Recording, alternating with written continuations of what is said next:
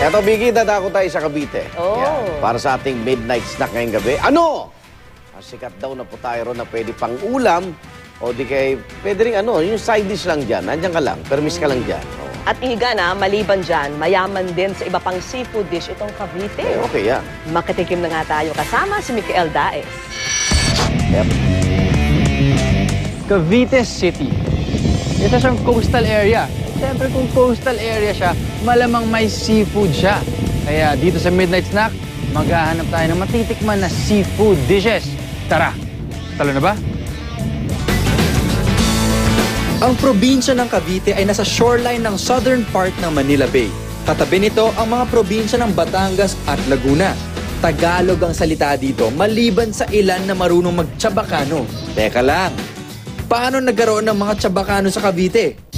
Ang kwento dyan, noong galleon trade, dumaong sa Cavite ang mga Portuguese. Kaya't madali itong puntahan kahit pa noong panahon ng sinauna. 1, 2, 3.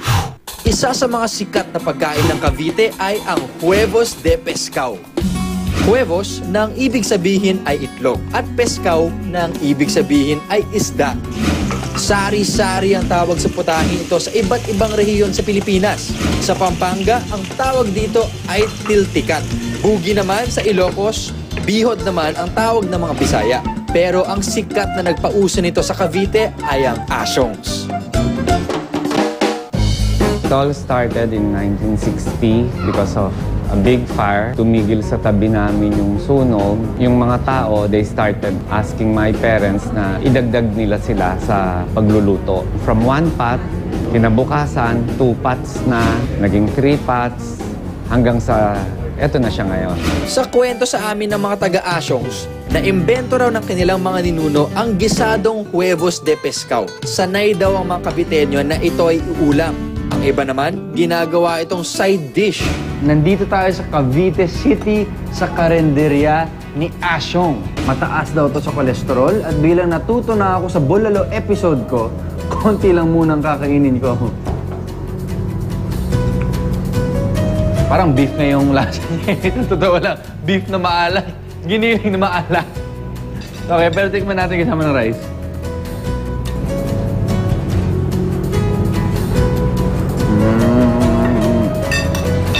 Ito, parang siguro ang kakaibang maisasama mo lang sa kanin.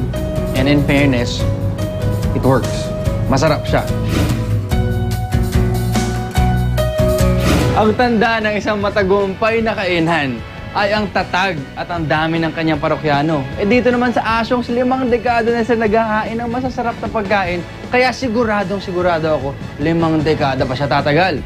Ako po si Micael Daes, Midnight Snack. See you!